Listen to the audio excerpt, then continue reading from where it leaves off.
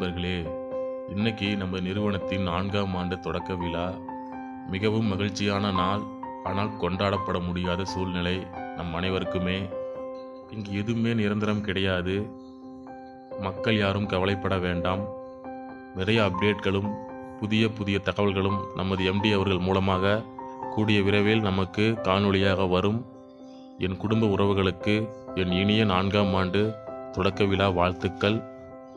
2026 நமது நிறுவனத்தை நம்பர் 1 இடத்திற்கு கொண்டு வர நாம் அனைவரும் முயற்சி செய்வோம். அதற்கான பயணத்தை மேற்கொள்வோம். நல்லவர் லட்சியம் வெல்வது நிச்சயம். நன்றி, வணக்கம்.